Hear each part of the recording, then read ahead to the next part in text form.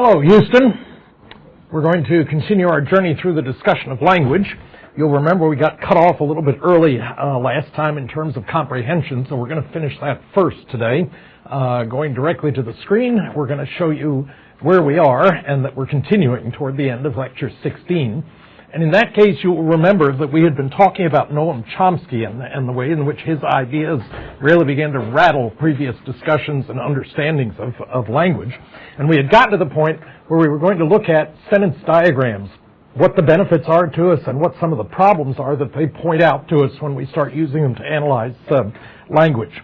One of the difficulties that we have, the problems with studying language using sentence diagrams, is the fact that sometimes when we find sentences that have essentially the same meaning, the diagram that accompanies them looks very different, which seems kind of strange. If both sentences are communicating the same thought to us, why doesn't the structure look similarly?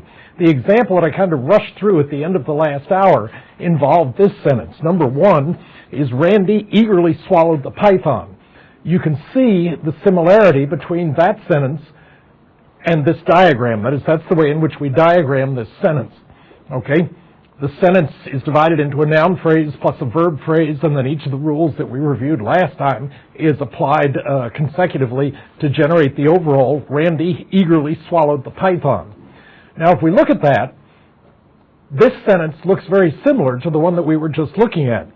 The python was swallowed eagerly by Randy essentially says the same thing as Randy eagerly swallowed the python. But look at the difference in sentence diagram that we get with this second sentence. It is markedly more complex, and that's an issue, because now we've got two sentences that have essentially similar meaning, almost identical meaning. The only real difference there is the fact that the first sentence we looked at was an active sentence, and the second was a passive statement of exactly the same thing. Eagerly swallowed versus was swallowed eagerly is the only major difference there. But look at the whopping difference impact that it has on the sentence diagram there. That is a much more complex diagram to communicate exactly the same thing, that Randy swallowed the python. There's a second issue. In some cases, the other problem that we have is that we may find two sentences that have very similar structure and yet markedly different meaning. That's actually a pretty easy one to diagram for you. For instance, if we look at this sentence, number 3 now, among the ones that we're looking at, is the python eagerly swallowed Randy. Not particularly pleasant, but that's the sentence. And the diagram that we get looks like this. Fairly straightforward, although it's got some complexities built into it. But the python eagerly swallowed Randy generates this kind of a sentence diagram. Compare that to this one, which is the diagram that we get. Let me just jump back one to show you again the difference. I didn't forewarn you that I was going to do that. That's what we were looking at. And this then is what we end up with a sentence that says Randy was swallowed eagerly by the python. Same net effect, but the sentence structure is quite different in that situation, particularly to Randy and to the python. Okay? Shouldn't a good grammar, essentially we ask, include some way of explaining that sentences with related tree diagrams have such disparate meanings? Okay, because in those last two cases, we've got very different effects on Randy and on the python, for that matter. So this led to an emphasis by psycholinguists on relationships among different phrase structures. That was where the shift into the analysis of phrase structures occurred. Chomsky essentially asked us then to look at each pair of sentences, that is, among the 4 sentences that I showed you. Let's compare and look at the difference between sentences 1 and 3, which is what I've got diagrammed on the screen here now. If we could take my picture off the screen for a minute, let's look at just the overall diagram. I really had to crowd the corners here, so I hope you can see all of it on your screen. But in the bottom left, what we see is sentence 1, the original Randy eagerly swallowed the python. And in the upper right, we have sentence 3, the python eagerly swallowed Randy.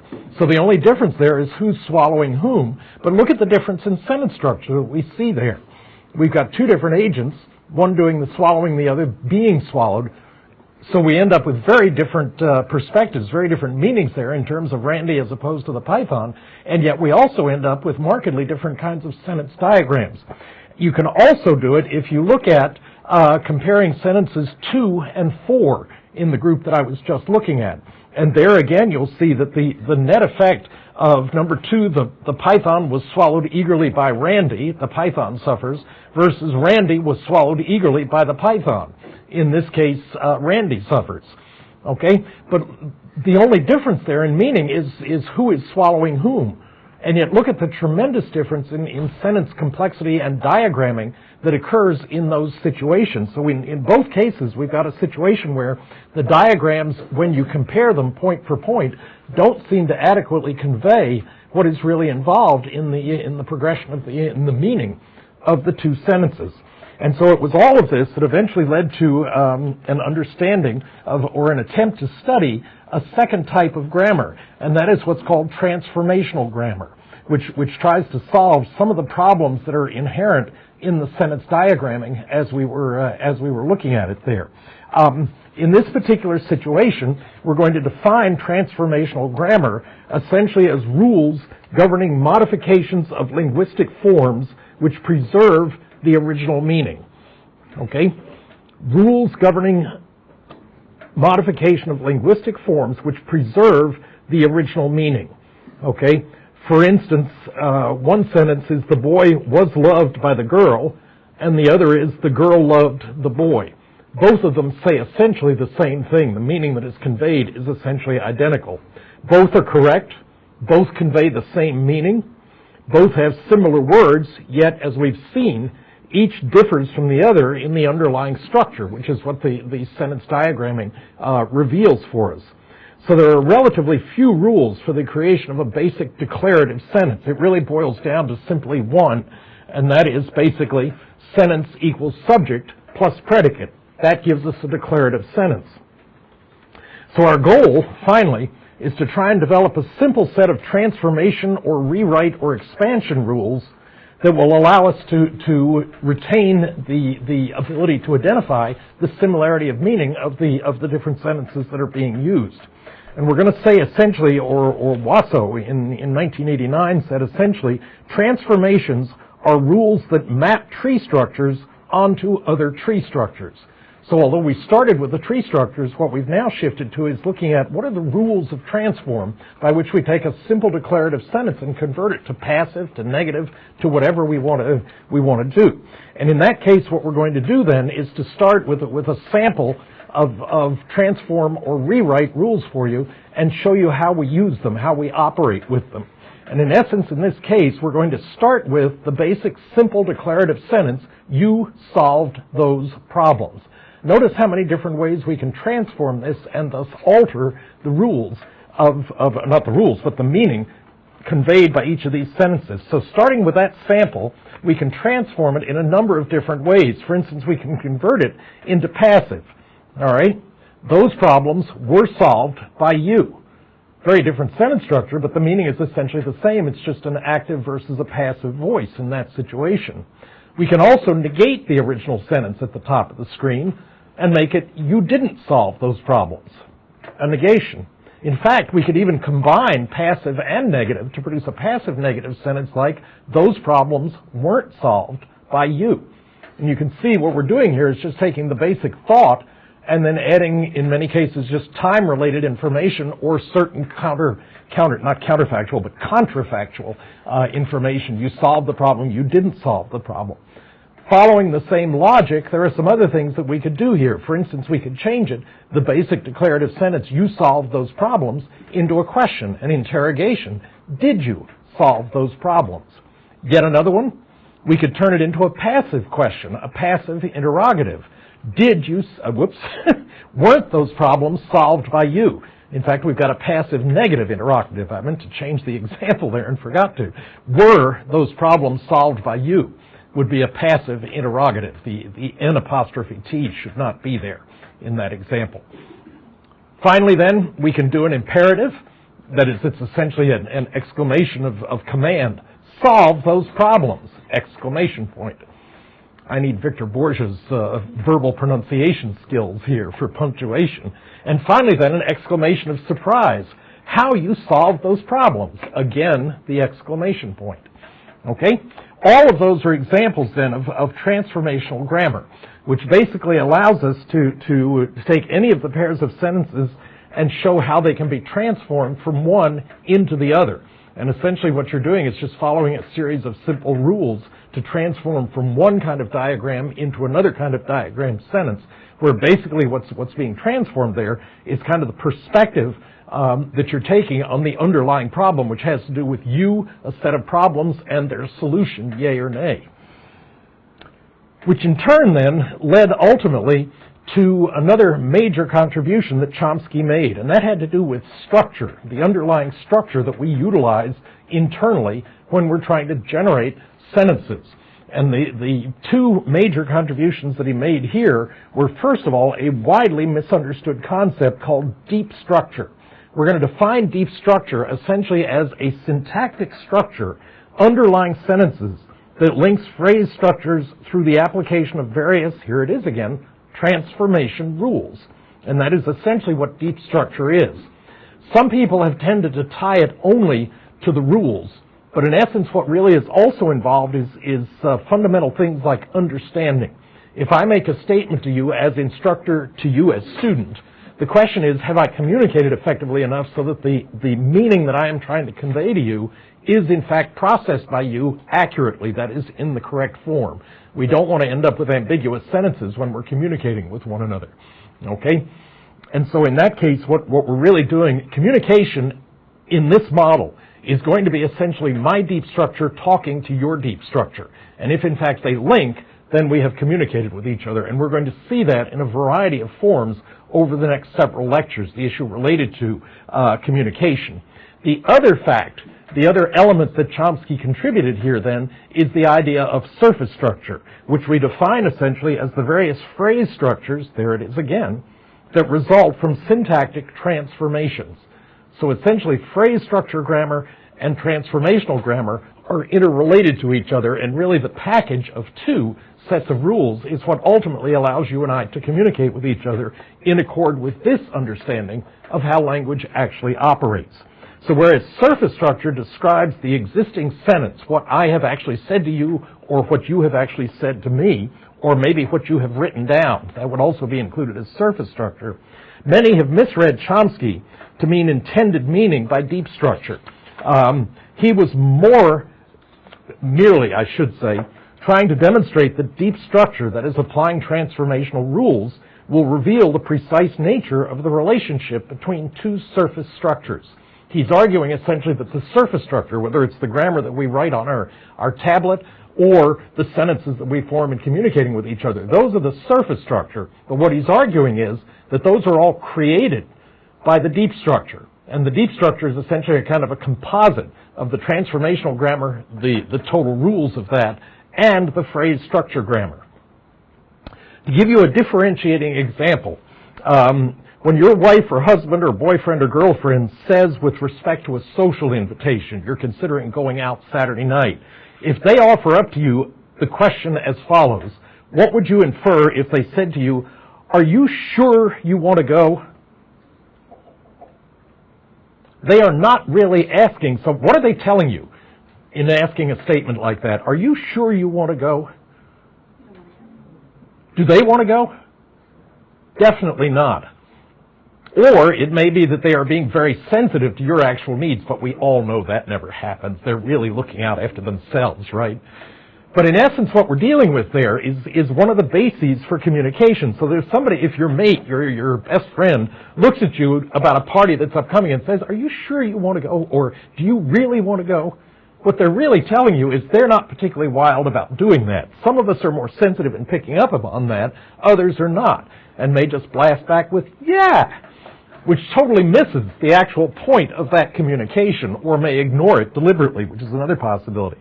But essentially, the point that's being made there is that there's absolutely no commonality between the syntactic structure of the question that they posed to you and the meaning of what they were trying to share with you. That is, the deep structure of what they're communicating to you is very different than what you would infer if you just said, are you sure you want to go? I mean, that sounds very neutral. But the whole structure, the whole social understanding that generated that was clearly the idea that they don't want to go. And they're trying to get from you any kind of an indication that you're really not too interested either, so that they can say, I'm not either, why don't we just not go, kind of implicitly because you don't want to go. But we know the truth, given that we understand language. So basically, a psycholinguist would infer the existence of a common deep structure from any sentence that is simply a passive active mode, in the passive or active mode. If it's a passive transformation of the same sentence in an active mode, it can be understood to reach to the true meaning, whatever that may be. And finally then, as we conclude our tour of language in terms of comprehension, what we end up with is the last element of analysis, which is discourse. This is essentially the study of language use beyond sentences, in conversation, in paragraphs, in stories, in chapters, and even in books, which involves discourse. And that's what we're going to examine in the next couple of lectures, which deal with the production of language, sections or chapters, tapes, 17 and 18. So we'll shift now into the start of today's lecture, which has to do with language production. Okay? We're going to discuss our production and use of language as we communicate with one another. One of the more interesting questions regarding language concerns whether men and women speak the same language. To the extent that you believe the literature on sex role stereotyping, it almost seems that as we are educated differently and as we endure or experience different life actions in our language pool, indeed the very way we use our language may well differ between the sexes. Okay? Deborah Tannen wrote a fascinating bestseller in 1990 called You Just Don't Understand, Women and Men in Conversation. And she's arguing essentially that point. That is that the upbringing that each of us experiences as male, as female, ultimately has the impact of significantly altering, first of all, how we use language, and B, what we understand when language is being heaped upon us. She is what is called a sociolinguist, and what she basically argues is that boys and girls learn to communicate differently through same-sex social interactions and experiences in childhood. She's arguing essentially that girls experience a very different childhood than do boys. And as a result, in other sex interactions, those differing styles result in two major features. One is miscommunication, and the other is the accompanying frustration. And hence the title of her book, You Just Don't Understand. What's happening there is you've got two people with different contexts, which basically what she's going to argue is different deep structures trying to communicate with each other through a surface structure, which is at best, she would argue, inadequate to the task.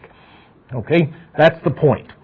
As a result, miscommunication and frustration result from the fact that we start from different perspectives because we approach social interactions from those very differing perspectives. These differing perspectives in some instances are conflict-producing. That's the net result because our experiences have been so different. She focuses, Tannen, on the differences between what we may think we're saying in contrast to how our messages may actually be interpreted. Okay? So she's drawing a difference between what we're saying and what's being heard or what's being understood or received. The solution may be, what she's going to argue in the book, essentially, what she argues in the book, is essentially that the solution may be that members of each sex seek to understand the perspective of the other one. That is, what is the perspective from which you and I are speaking? And what she basically focuses on are what are called meta-messages.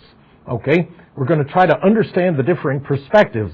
And what she means by meta-messages is essentially the attitudes, the feelings, and the status information behind the actual words that we speak. She says essentially that meta-messages frame a conversation much as a picture frame provides a context for the images in the picture. Okay? And so what she's talking about there are the attitudes, the feelings, the status information behind spoken words. And we should include in that really gestures, as we'll see here in a minute. For instance, consider a man who considers himself chivalrous. Okay? Man and woman approach a door at the same point. He holds the door open and signals the woman to precede him through the door. You know, this kind of thing, holding the door open. Status difference is implied by a meta message of control in that situation.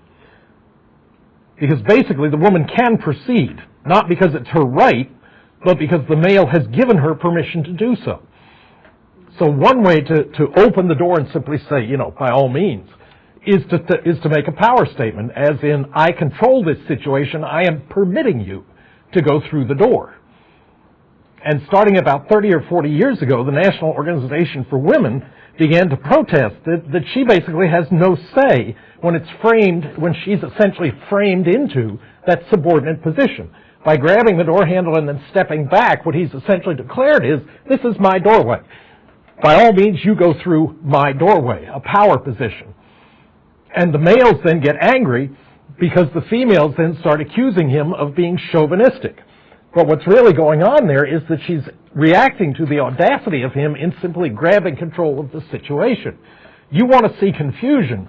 Watch man and woman approach the door where woman gets to the door first and she holds it open. That's going to create problems because he's not used to operating in that situation. He's supposed to be the door opener if you're going to buy into that kind of a framing notion. And it's this against which women protest when they charge actions such as holding a door are chauvinistic. That's what they're really protesting against, is the implied power grab that is going on in that situation. Those who view it as politeness perceive males as polite. Okay? And it is likely that this dimension is all that the observer, the male, is performing in this generous action of his, that all he's thinking of it is, I'm polite, I'll make it a little easier for her to get through here. Nothing about power per se. But the other perspective, which is equally defensible, is that he can then become, if his perspective is simply, I'm polite, I was trained in the Deep South and you always hold the door for women, as an act of generosity, not as a power grab. From that perspective, he's then going to get mad when somebody says essentially, no, that's a power situation, you go first. It's our door, you go first this time, and so forth. And so what we're dealing with here is very different perspectives based on background, which leads to a very interesting quiz that Tannen includes in her text around that issue of power. Let's see how you do on this quiz relative to each of the following statements. Are each of the following true or false? Number one, men talk more than women in mixed-sex groups. True or false? By show of hands, how many would say that's true? How many would say that's false, that the women tend to talk more? Well, turns out the statement is true. In mixed-sex groups, men tend to talk more by actual measure. Okay? Try number two. Women are more likely to ask for help than men. How many would say true? Okay, you're right. It's true. There is a very cute commercial that I remember seeing here within the last year or so on the local TV channels where a man and woman are driving to the lake pulling their boat in a huge vehicle, and they're way out in the middle of the desert somewhere, and on this dirt road they come to a right-angled dirt road, and he is turning onto it confident, yes, this will get us there. And she is there simply saying, why don't we ask for instructions? Oh, no, I know where I'm going. It's a power thing, strictly. Stubbornness. Women will initiate more confrontations in relationships than men. How many would say true to that by show of hands? Okay, again, you're true. It is true, I should say. For reasons that we'll develop here in a minute. It comes back out of female training and experiences in childhood and the goal of existence in this situation. How about number four? Men talk more about non-personal issues with their friends than do women. How many would say that's true? Yes, indeed. We don't tend to do personal things. I have a section that I talk about in talking about sex in the introductory course that I also do. And one of the things, I found a really neat article by an MD whose specialty is sex and sex relations. And he was writing, they'd been to a golf club recently, and was reminded there, as part of the article that he wrote, that he could always go into the 19th hole, the bar in the club, and talk about how to play hole 16 or hole 18 or hole 6 or any of them. He could talk about the details of operation of any of the holes in the club, what clubs to use, and so forth. But he said in his 45 or 50 years of existence, he had not once had a discussion about sex relations and activities as the male half of a sex partner in a relationship. And that's exactly typical of the kind of thing that men get trapped into when they'll talk with each other in great detail about non-personal issues. Never talk to each other about personal issues at the level of things like, for instance, sex performance, as but one example. And finally then, men interrupt women more than women interrupt men in everyday conversation. How many would say true? It is true. So the bottom line here is, every single one of those statements, men versus women, is true. Okay? So there are apparently differences in the way in which we communicate with each other within and across sexes. The question then is, why? And there are some very good social explanations for what is in fact going on. If we look first of all at the experience in childhood and young adulthood of males, what we find is that males are acculturated to learn a language for two purposes. One is to maintain status, and the other is to establish and maintain independence. Those are the primary goals for which males use language. Okay? Now, if you look at a typical young man's experience up through 16 or 18 years of age, that is when they are nominally still under parental control, there are several things when you compare boys' experience versus girls' experience that differ. For instance, males usually are trained to play to win. They play outdoors, they play in larger groups than females do, and they play further away from home as children than do females. They are given a wider range in which to roam away from home than are little girls, given the parental upset as kind of the limiting parameter on how far they can actually go. So in essence, if we look at that in terms of control, the basic idea in terms of supervision is that males are under less direct supervision than are females. They're more likely to engage in exploration and activities that require some degree of independence in order to achieve, directly as a function of the fact that they're allowed to wander further with less immediate control registered by the parents. So the environment that they grow up in is one that tends to foster independence. If you look then at how boys organize themselves in their childhood friendships, in essence what happens is that they tend to organize, a group of boys will generally be organized into a hierarchy of some sort that stretches from high to low in terms of the status roles that are communicated in the, or allowed essentially, in the social functioning of that group. High status roles include leadership, telling others what to do, and enforcing compliance. That is, if somebody screws up or doesn't follow the rules, however they've been established in the gang, in the collection of individuals, it's the high status, the powerful males that tend to enforce it, that tend to beat somebody up if they wander too far from the agreed upon rules by which the thing is, by which the group is functioning. And games then are ultimately organized to result in winners or losers. That is, there's no divide. You don't tie. I remember one basketball coach, I can't remember who it was, said that a tie game is about like kissing your sister. It's just anathema to the male ego to engage in anything where the net result is you're as good as I am. It's always a win or lose situation. And if you look at the kind of games the kids play, boys play particularly, it tends to be organized in that manner.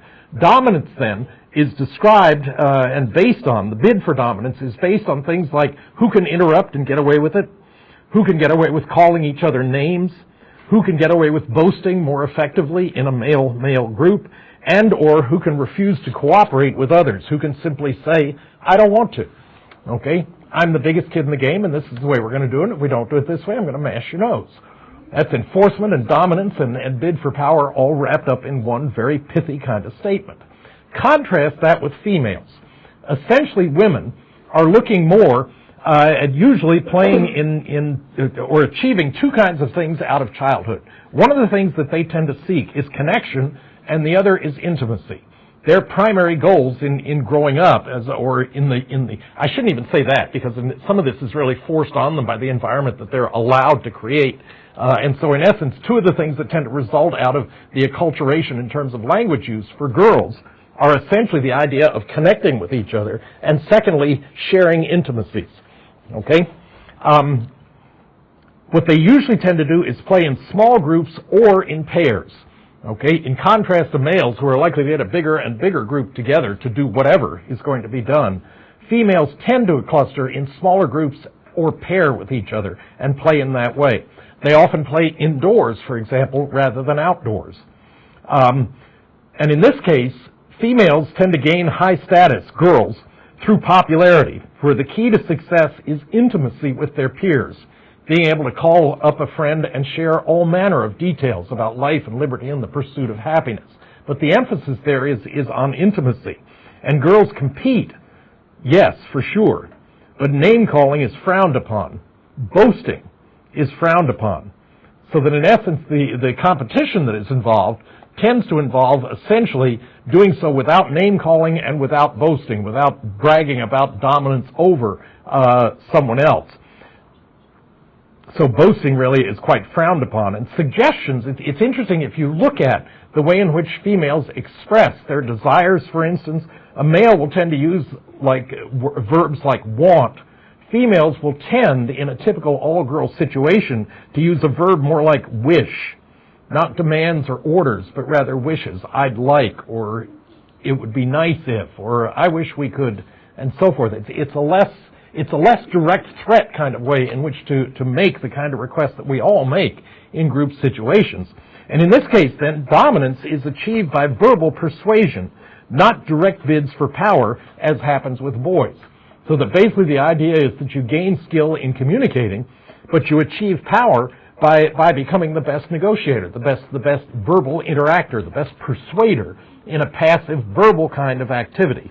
And this is essentially the two different environments that are being stressed by the author that we're talking about here. Eleanor Maccabee, another a social psychologist at Stanford, had a very nice summary in 1990 when she said, essentially, among boys, speech serves largely egoistic functions and is used to establish and protect an individual's turf. Among girls, conversation is a more socially binding process. That's the difference that is essentially being talked about in that situation. So if we go back and look at it then in terms of the role of language, men basically tend to see the social world as hierarchical. Okay? High status is needed to maintain independence and avoid failure. So the goal of language is simply to assist one in achieving the independence that assures the ability to avoid failure. And conversations then are basically negotiations in which people try to achieve and maintain the upper hand if they can protect themselves from others. And in essence then, by using language in that negotiating manner, what they try to do is protect themselves from others' attempts to put them down or push them around in any way, essentially to gain control of them. So it's essentially a combative kind of interaction that occurs. In contrast, Tannen points out that men tend to see the world, I'm sorry, I've just talked about men, women is what I'm talking about here, see the social order as a community in which individuals are connected to others, and the task is to preserve these connections. That is, the primary concern is not individual achievement, but protecting the social network, the ability of all to work with each other. And in this case, then, conversations are negotiations for closeness, in which people try to seek and give confirmation and support, and to reach consensus. They try to protect themselves from others' attempts to push them away. Okay? So what she's arguing, Tannen, is the idea that the upbringing that each of us has, the social environment in which little boys tend to mature and in which little girls tend to mature, leads to a different use of language, a whole different goal for its use, and a different set of words that tend to be used, all other things being equal. And we end up with essentially what could be called not only a sex difference in how we use language, but there is even evidence of a cultural difference in the way in which language is used. Linguistic style, for instance, is identified in two different ways. Okay, one way is to talk about what is called instrumental style. That focuses on reaching practical goals and finding solutions to problems. Very typical of the way men use language, according to Tannen. Okay? The contrast, then, is what's called expressive style. An expressive style is characterized by the ability to express tender emotions easily and to be sensitive to the feelings of others. that clearly is describing what Tannen would call the female way of talking about. There is overlap. It is very clear that people each of us can use the other style when it becomes necessary.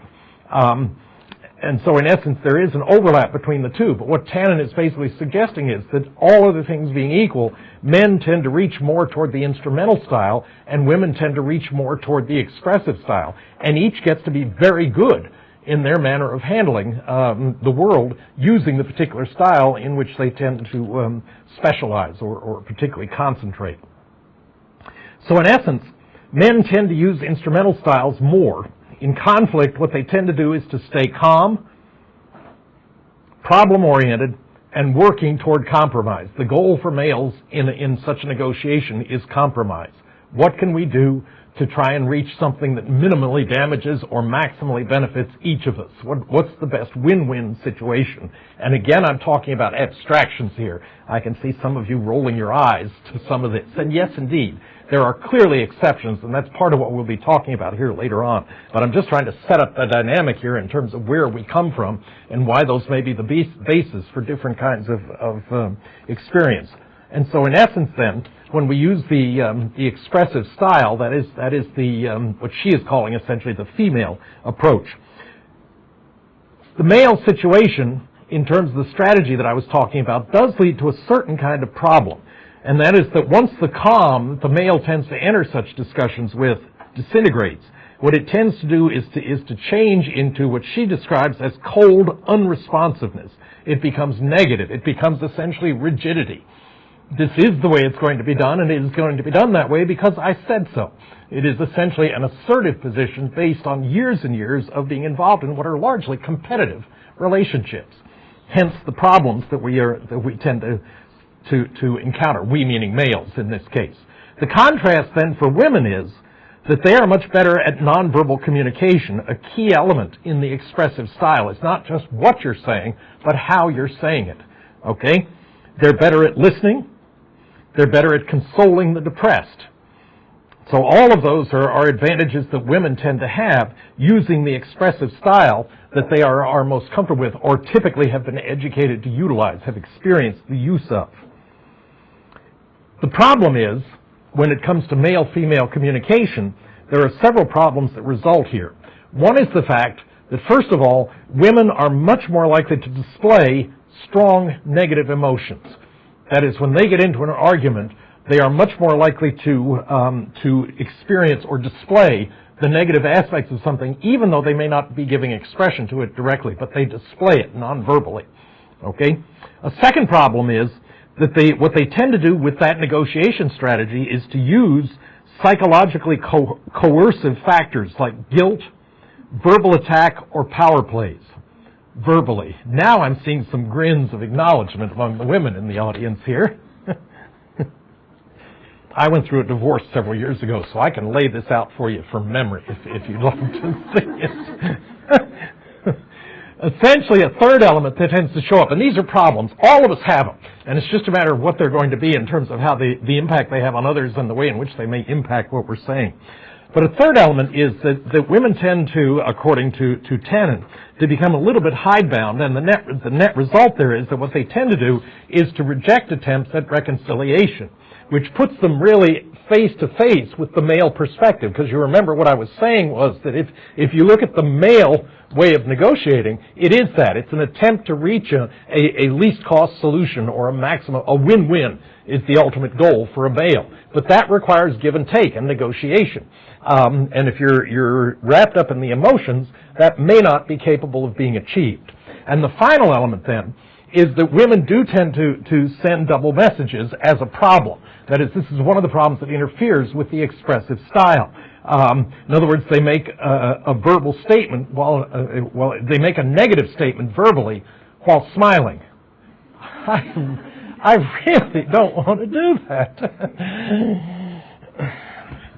So in essence, what we do then is to basically try to look at the different perspectives. Now, I've obviously overstated the case here, but what I'm trying to do is polarize a little bit so that you can begin to get a little bit of a handle on what I think is Tannen's legitimate point, and that is that the kind of freedom that little boys tend to enjoy is greater than what little girls tend to enjoy. And because of that, a number of social consequences spin out of that. And because of that, the way in which their language, first of all, is used, and secondly, develops, tends to also follow a slightly different path. So when we get to be full-grown, mature adults, we sometimes have trouble communicating with each other. Now, again, I've overstated the case here, but that is the context within which we're then going to try and look at the basic issue here, which is to speak perchance to be heard, how we go about engaging in discourse. So we'll address the issues related to the development of language skills again later on toward the latter end of the course, although that'll be more specifically programmatic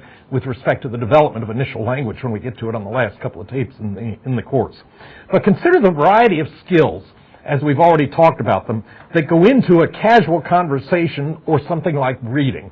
We have to engage in word recognition, fitting words into context to determine the meaning of the individual words, rules that govern what constitutes a sentence. That is, you can't just string 7 words together randomly. They have to fit together in certain predetermined orders. What are the rules that govern or constitute a good flow in reading or conversation? Okay, all of those have to be processed on the fly as we're generating conversation in interacting with each other. In addition, there are also limits of processing that are imposed on us by things like linguistic relativity, which we're going to get to, short-term memory limits, and even gender, as we've indicated. It's a miracle in some ways that we can communicate at all, given all the different things that limit what we can do.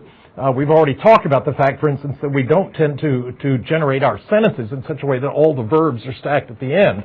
So you've got phrase 1, verb over here, phrase 2, verb here, phrase 3, verb here. We just don't tend to communicate that way. And that's partly forced on us by the processing apparatus that is available to us. But let's define what we're talking about here. Essentially, we're talking about discourse, which we're going to define essentially as a verbal exchange including conversation or a formal and lengthy discussion of a subject, whether written or spoken. That constitutes what we're talking about when we talk about discourse, okay? It clearly involves units of language that are larger and more complex than individual sentences. As you know, when you're arguing with somebody, they may make a statement here that actually contradicts something that they said way back earlier. I guess from your perspective, I should do it this way. But in essence, when you and I are making individual statements, particularly in a face-to-face argument, we are gathering facts. We're building a case, arguing against that person and bolstering our own defense of whatever it is we're arguing for. But what that leads to is occasionally somebody will make a statement which in and of itself is perfectly fine, and yet in the broader context of what you understand them to be arguing, it doesn't fit. So all of a sudden you get a statement that occurs in the middle of a discussion, and the net result is a response that is off the wall relative to what's going on now. Okay? And so when we start looking at our discussion of discourse, it involves the use of language in units that are larger than the individual sentences. They're more complex and larger than the individual sentences. It includes conversations. We do it in lectures. We do it in stories, whether they're written or printed. We do it in essays. We even do it in textbooks. For that matter, bathroom wall discussions. All are done in the context of the larger element that we call discourse. That is, bathroom comments are ultimately in the broadest of all contexts.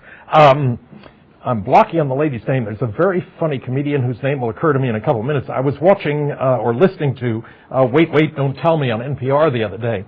And they had that's a case where contestants are called up around the country and they essentially are reviewing the week's news, so they pose it in the form of different ways in which they ask questions of contestants who've called in. And one of the people who called in was an advertising executive in, I think it was Las Vegas, if I remember correctly.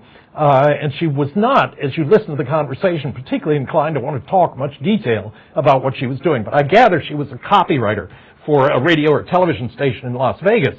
And the host was trying to pull some information out of her. And he finally said to her, well, for instance, could you give us some examples of copy that you've written that we might have heard? And she went, And Paula Poundstone, who was the lady I was trying to think of, jumped in and said, "Oh, that was yours." And it got a huge laugh Because in the broader context, any of us at any time might, when we're trying to figure out an answer, say, But in that context, it was just funny because the juxtaposition there was between, as this lady's kind of time filler until she could think of something, and the broader inclination that all of us have to use that kind of a thing, and the idea that it could be copyrighted by a speechwriter was simply not relevant here. In any case, I'm going to give you 4 sentences, and let's think about those for a minute. The sample sentence, then, that I'm going to use for you shows the incredibly broad knowledge base that you and I use, first of all, in interacting with each other, and secondly, in looking at or reading information. So if I give you a sample sentence that starts out with, the man wanted to have a date for the dance, okay? The man called a woman to inquire of her interest and availability on the date of the dance. The "the" and the "a" should be reversed in that situation. Don't mind that. It's not critical to what I'm saying here. Thirdly, she accepted his invitation. And finally, the couple attended it and had a great time. Question for you. When you stop to consider it, there's a lot of information on which the scenario that I've just described there is based. Much of it presumed. We've made a number of presumptions in being able to process that into a meaningful exchange of information. Why do you infer a different meaning for the word date in its 2 uses in the diagram there, in the 4 sentences? Date in the first sentence versus date at the end of the second sentence. Because in one case we're talking about a social activity, and in the other case we're talking about a calendar event. But the context within which that occurs makes it obvious which meaning to associate, even though it's an identical word in both cases. To what does it refer in the last sentence? To what does it refer?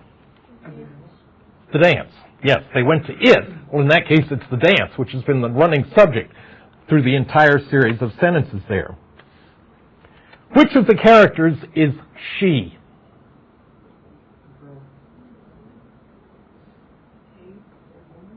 The woman, yes. I heard an example of sexist language there because somebody said girl, and in fact what is described in those sentences is woman. Language will jump up and bite you in goofy times if you're not careful. Okay? In essence then, my notes have just taken a gigantic jump here. Let me make sure that I can follow them. All of those and many other sentences I could ask are involved in kind of our understanding the gestalt, which provides the context for understanding exchanges like we've diagrammed on the screen there for you. Which leads up to then a rather interesting problem regarding the factors in our context, the environment in which we speak, that may or may not influence the discourse that we actually have in a particular situation, which leads to what turns out to be a very complex feature. Can we assume, for instance, in that story, that he picked her up for the dance, or did they arrive separately? What's the more likely scenario? That he picked her up. He drove to her house or her apartment and picked her up so the 2 of them could arrive at the dance at the same time. And in the second sentence, why does "the" precede date, yet "a" precedes dance? That's a little more complex to explain, but the reason is that the dance that's involved is on a particular date, but dances as an activity are generic. That is, they could happen really any time. But what that does is to dictate whether we use "the" to identify a particular instance or "a," which is just, well, that's one among several different possibilities. All of these are features that in some way impact our ability to process and understand the discourse that's being held in that situation. And that leads us then to look at factors in the context that influence our talking, our conversations, our exchanges. And number 1 in that list is a very controversial thing called the linguistic relativity hypothesis. Chomsky's treatment of language is not tied to any one language. If you read his book, and it is not an easy read, dedicate a summer to it, and you may be able to get through it, but he's a very complex writer. But his assumptions on language are essentially that he's talking generically. He's not talking about Spanish or English or Greek. He is rather treating language in terms of universal aspects of it. He's dealing, in other words, with universals. Secondly, what he's doing is talking about deep structure as he has defined it previously. That is the understanding, the rule systems that we utilize for moving words around and linking them meaningfully. And finally, his use of transformation. So his discussion of language in context actually involves all three of those features. He's discussing it in terms of universal features of language, the deep structure on which language is, out of which language is generated and understood, and the transformations that we can make to take a simple thought and convert it to the particular time and context and situation in which we want to be understood. It can be pointed out, for instance, that at both semantic and phonemic levels, that is, at both the level of meaning and the level of sound, languages simply are not the same. They're not identical. You can say the same thing in different languages and not use the same phonemes at all. These are surface structure differences as he's talking about it. That is, the actual language that we use is the surface structure when we're writing or talking to someone. But the language is not the same. You say something in Spanish, you may say it very differently in English. I'll show you a little later word order preferences in a variety of different languages, and they vary tremendously depending on the base language itself. But what he's talking about, what Chomsky is writing about, are the universal aspects of all languages. And so the hypothesis, the linguistic relativity hypothesis, basically asserts, it encapsulates the idea that language influences both our perception as well as our conceptualization of reality. Okay, so the linguistic relativity hypothesis is talking about the impact of language at a very fundamental level. The hypothesis itself, the linguistic relativity hypothesis, is attributed originally to a psycholinguist by the name of Edward Sapir, but more often to his doctoral student, a gentleman by the name of Benjamin Lee Whorf. The most recent examples of this are published in a 1956 copyrighted book, although it was actually about 15 years after Whorf's death. He died remarkably early in his life of cancer in 1941. He's very unusual as a linguist because he was trained originally, he was educated as a chemical engineer at MIT. That was his undergraduate degree, was chemical engineering. He worked his entire life for the Hartford Fire Insurance Company. He sold life insurance and homeowners insurance. He was never a linguist per se. But what he did was to study North American Indian languages as a hobby. And he did so through his entire life. So although some of his assertions are basically based on simply study of the language, in some instances it's not research-based. And as we'll see when we ultimately get to the demise of linguistic relativity, it will be a very simple study that was done that basically disproved it. But the linguistic relativity hypothesis was generated out of Whorf because he was struck by the fact that the structure of different languages emphasizes different aspects of the world. He believed that these differing emphases led to differing conceptualizations and understandings of the same world.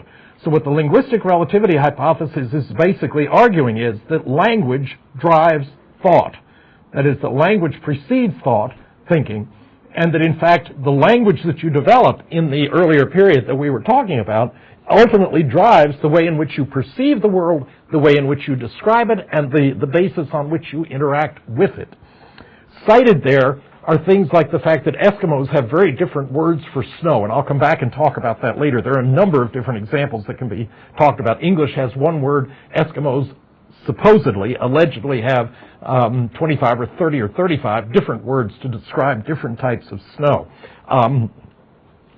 But Whorf essentially believed that the different numbers of terms for a given concept would cause those with more words to perceive items more richly labeled differently. I put too many words in there. What I'm trying to say is that if you have a lot of words describing a given concept, you tend to perceive it differently, that is, with greater attention to detail, than you do if you have a language that simply describes it in one way.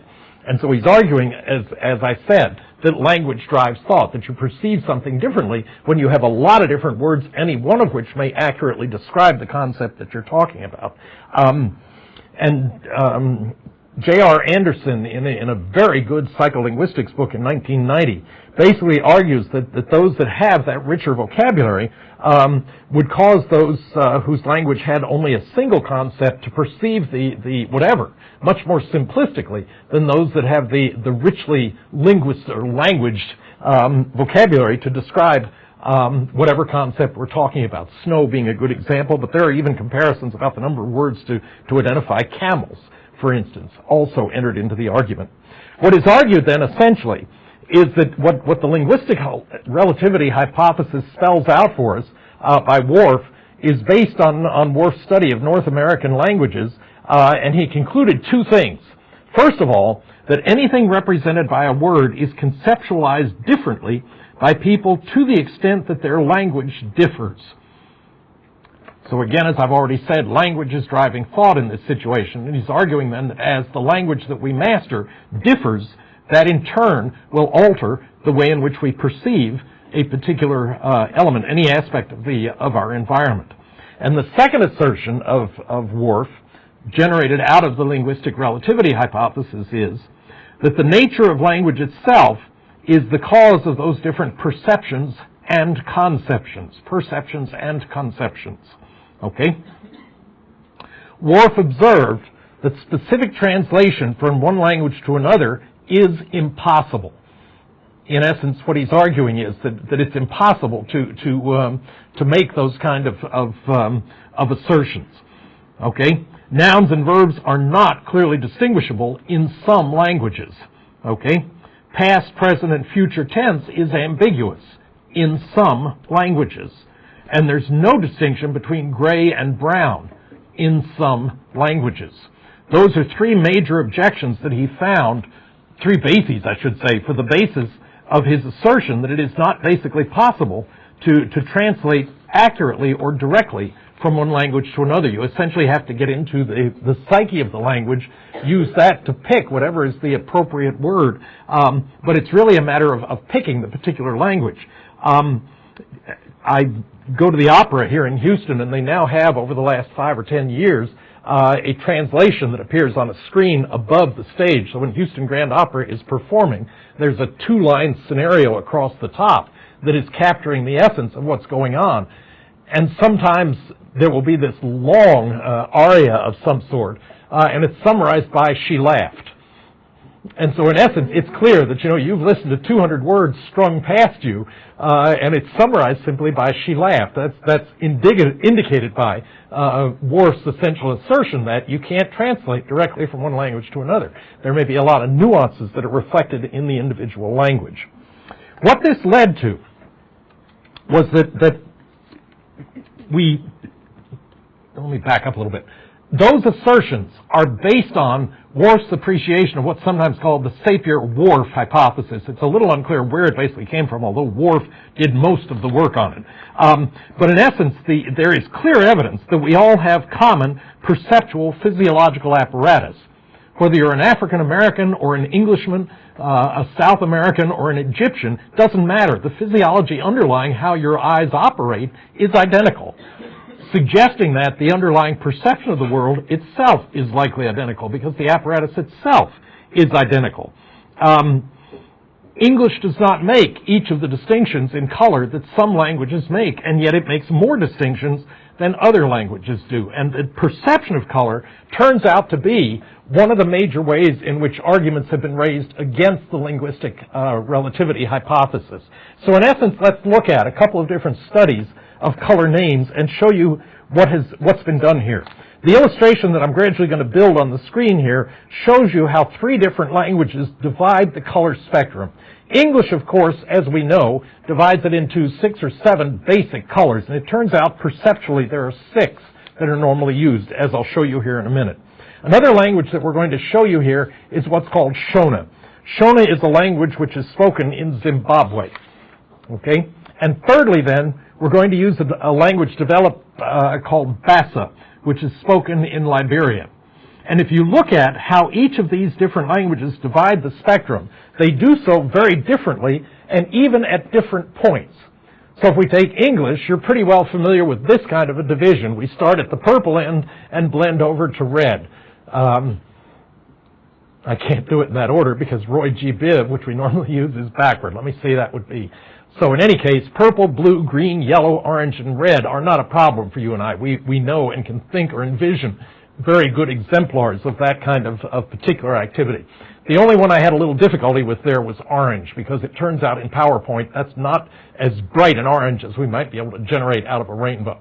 But roll with me on this. Those are pretty much the colors that we're talking about there. Look at how the people, the speakers of Shona, actually divide the colors. And I do not know what that superscripted W is, so I'm not even going to try to pronounce the words. But you'll notice here, when we talk about a color circle in English, it is implied in this description of color, because as you see, the language of the Shona actually includes orange, red, and purple, each end of the spectrum in a general descriptive word. And thirdly, then, the most extreme example of division is the Basa language, in which there are basically only two words that are used to identify each half of the spectrum. And the division point for them is just slightly into the green end of the green part of the spectrum. It's just off the end of the yellow into a kind of a greenish yellow is the division point. Anything toward the dark end of the spectrum is hui, and anything to the light end is ziza. I presume that language's pronunciation is correct. I'm not going to guarantee it by any means. But essentially, the point there is that we all have the same visual apparatus for citing color and for making discriminations among color. It is the discriminations that become the key argument in this situation. Because of that difference in mental processing of observed colors are attributed to differences in language code. That it's coming back in defense of linguistic relativity. The assertion is that if the apparatus is all the same, the differences that occur have to be attributable to language itself in terms of how we identify it. And we predict then several different elements based on this. And just to show you the back, all of that was against blue, and that's kind of illegal. But if you do it on white, it ends up looking essentially the same either way. So let's go back to the more comfortable blue here and look at the following. First of all, it's noted, as I did earlier, that we have the same visual apparatus, and yet it leads to substantial differences in the mental processing, the way in which we actually divide the colors when perceiving them linguistically. How do we explain that? Well, if we try to generate some predictions out of this, and I'm summarizing some work and I'm anticipating some other that we're going to look at here, so prediction was maybe not the right word to use, but I couldn't really think of a good word at this point to use. But one of the things is, essentially, if I were to give you a color and ask you what color it is, if it doesn't really fit, what you will tend to do is to label it by something that is closest to one of the major, or what is called focal colors. Okay? That is that you will remember a kind of a pinkish red as red. If it's getting over into the faded version, but it can still be perceived as red, you'll tend to force colors into one of the 6 or 7 or 8 most basic color words that we talk about here. So basically, if a color does not fit in the designated category, the color name should be remembered as a member of the color it most resembles. That's the way we'll tend to file it. So although color is on a continuum, we basically tend to organize or remember a particular color in terms of whichever of the major categories we generate out of the spectrum as we view it. Eskimos, one example here, report having many different names for snow. Blowing snow, there's a word. Drifting snow, there's a word. Snow from which you can make good igloos, there's a word. Okay? They supposedly discriminate many forms of snow, many more forms than English does, where we simply call it snow.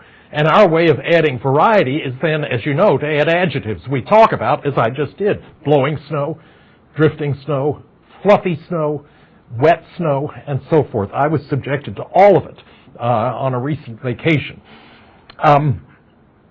But anthropologist Laura Martin in 1986 wrote a fascinating paper that I would encourage you to look up. It's in the American Anthropologist, and she basically does a very nice job of tracing the arrival and demise of linguistic relativity. And one of the things that she analyzes there and asserts from her analysis is that Eskimos do not have numerous words for snow. Okay? G.K. Putnam in 1991 asserts in his article that no one who knows anything about the Inuit and Yupik families of related languages in the far north in America, spoken by Eskimos all the way from Siberia over to Greenland, has ever said that they have multiple words for snow. It is not, when you look at the data, actually correct, that assertion. Another example is the Hanuus, and I'm going to have to spell that for you because I'm not sure of the pronunciation, H-A-N-U-O-U-S, which is a tribe in the Philippine Islands, have 92 identifiable states or kinds of rice. But the underlying point is that there are no language-based differences in the way any of us perceive rice. That's the counter-assertion. And if we go back and look at what the linguistic relativity hypothesis is arguing here, what it argues is that physical reality is translated into an internal representation of reality that is consistent with long-standing cognitive structures, that the language that you and I grew up with is essentially what provides the filing for us when we look at anything perceptual and try to categorize it in such a way that we can retrieve it and then describe it to other people.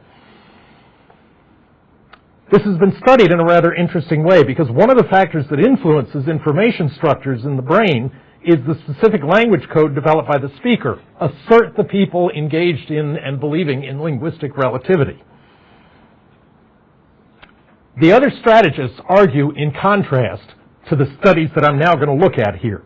They argue essentially, there are two in particular that have argued this way. Anthropologists Brent Berlin and Paul Kay offered a very interesting counter-analysis in 1969 where they studied color in almost 100 languages around the world. And basically what they found were certain basic colors that were the same for all languages, even though the Basa, for instance, tend to divide it into two. The Dani are another example of a language group that tend to divide the spectrum simply into two, light and dark, basically. What they argued was that they could find certain basic structures that were the same across all of the different languages. And they established basic colors for 20 languages as a starting point. And then what they did was a several-fold experiment in which what they did, first of all, was to ask, I'm going to get to it here in a minute, they're going to ask native speakers to identify on a series of colors those that they would identify with specific color names from their language. So they asked native speakers of a given language to identify on a series of colors those that they would identify with specific color names from their language, okay? Give you an array, ask you to name it in your language, was what they did. And then the second thing that they did was to identify the color that was rated best or most typical for each color as a focal color. That's a point to remember because we're going to come back and talk about that a couple of times in the studies that follow here. But the basic idea then was to look at how each language identified color and then give them a color grid, give everybody the same color grid, and ask them to name each color using their own language, and then pick out exemplars, focal colors, in terms of, for instance, in our language, red. You were given across the array, some of them were red. You were supposed to pick out among the reds that which was the best example of the red. Okay, and this then was identified for English as the focal color. Okay, the results were very straightforward, and that is that basically the focal colors are very similar for all groups. Finding one. Regardless of how many colors your language tends to divide it into, when you are then forced to identify specific colors with a word from your language, the same basic number of focal colors tends to show up, and it's very similar across all language groups. The net effect then is that all languages surveyed took colors from 11 color names, okay? And they were as follows. Languages that used only two colors tended to divide it into black and white, and they tended to apply those as typical as the labels to use when they were using. If the spectrum was divided, for instance, as the Basa language does, they applied black to anything on the dark end of the spectrum and white to anything on the light end of the spectrum, the corresponding word from their language. If three colors are involved, languages tend to use red, white, and black. And essentially what I'm arguing here is that there is a very distinct hierarchy in which the colors are drawn. So that when the language tends to feature 4 or 5 or 6 languages, the next colors that are drawn from that third group, that is yellow or green or blue, in no particular order of preference. So you may end up with a language that has red, white, black, and green, red, white, black, and yellow, and so forth. If they have 5, you may have everything but blue among the 6 terms that are on the language there. So essentially, the next color group that is folded into the language, when you're expanding the actual number of colors that are utilized, are the ones that you see here among the first 6. The next group if the language has further colors, is brown, followed then finally by purple, pink, orange, and gray. That is the last group of colors that tend to be folded in. So if you have a language that uses up to 11 colors across the spectrum where we divide it normally into 6 or 7, those are the 7 that are most frequently 11, I should say. Say it again. The language that has 11 color terms tends to divide it across the 11 colors that are described there. So the second major conclusion is that there are some very basic constraints in which we draw our color names. That is, if there are less than 11, there is a very clear hierarchy of prioritized color names most frequently utilized. Okay? So we made several points related to the idea that the focal colors were very similar across all of the languages that were studied. And the other 2 points drawn out of this overall group of studies is essentially that there seem to be, it suggests that there are some very basic constraints on how our experience with color is coded in our language.